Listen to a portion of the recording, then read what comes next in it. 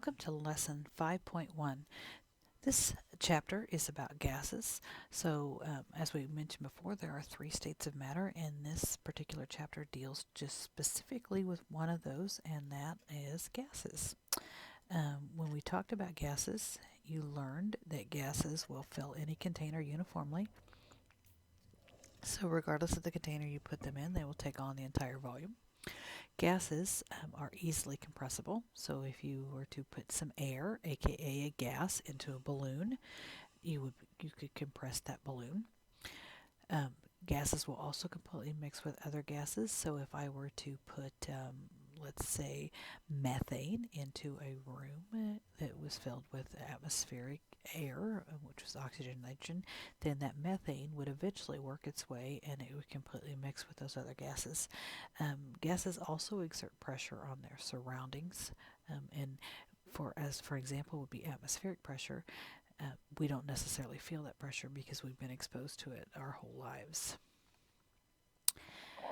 In this example, what's happening is we have a collapsible container that has some liquid, a volatile liquid in it, and we're going to heat that liquid up until we turn all of it into a gas, letting any excess escape out through the top.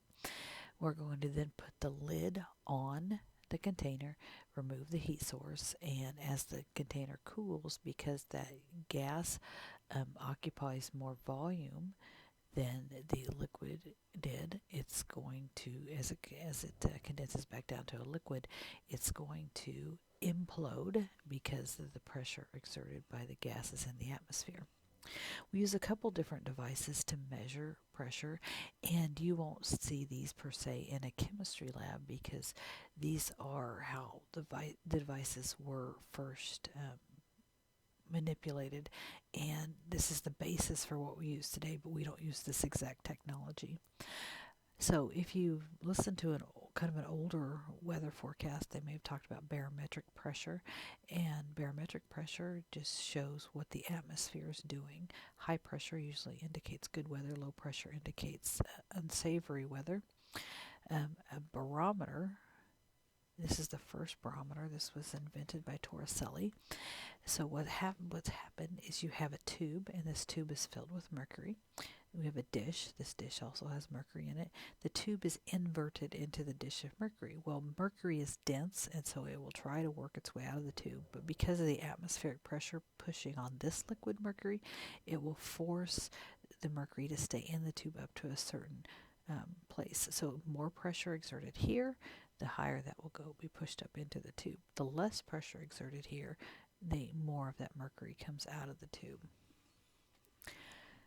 A manometer is the same principle, but in this you're actually measuring the pressure of a gas in a container. So in this one, the atmospheric pressure is greater than the pressure of the gas. So the atmospheric pressure in this open tube pushing down is pushing that volume of mercury up to a higher height, and then you look at the difference here. And so the gaseous pressure is going to be the pressure of the atmosphere minus that height of mercury. And then in this one, the gaseous pressure is more than the atmospheric pressure, so the pressure of this gas is able to push the mercury. And then again, you're going to measure the height, so the pressure of the gas is going to be the atmospheric pressure plus that height. We use several different units to measure pressure, and that could be one of the most complex parts of studying gases, is because of the different units. The barometer and the manometer we just looked at, they measured in millimeters of mercury. So simply you just took a ruler and you measured how far the mercury moved up or down in millimeters, and so that's what millimeters of mercury stand for. Because that barometer was named after Torricelli, or was the invention of Torricelli, a millimeter of mercury and a torr are interchangeable. So if you look down here in the relating units of pressure, 760 millimeters of mercury is the same thing as 760 torr. We define both of those as 1 atmosphere pressure or 1 standard atmosphere. Pressure, in scientific terms, is just force over area. So how much force is being applied per area. The unit we use in the SI system for pressure is the Newton per meter squared, or the Pascal. We also have kilopascals, and that's just a metric prefix, and so that would require moving the decimal 3 places. So a standard atmosphere by definition, so here was our standard atmosphere.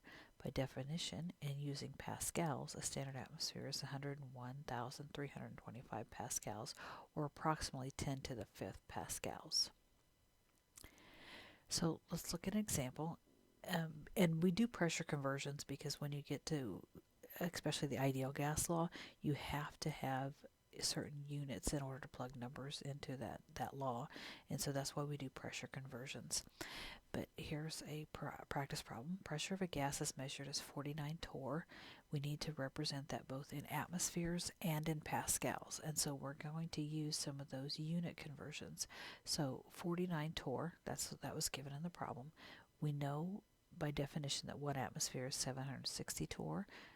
We cancel out torrs and we end up with 6.4 times 10 to the negative 2 atmospheres. But now that we've converted to atmospheres and we know the conversion between atmospheres and pascals, we can take that 6.4 times 10 to the negative 2 atmospheres, use that conversion factor, and we get 6.5 times 10 to the 3rd pascals. So those are just some simple pressure conversions. You can use that statement on this slide to do a lot of those conversions. You'll also need these numbers as well.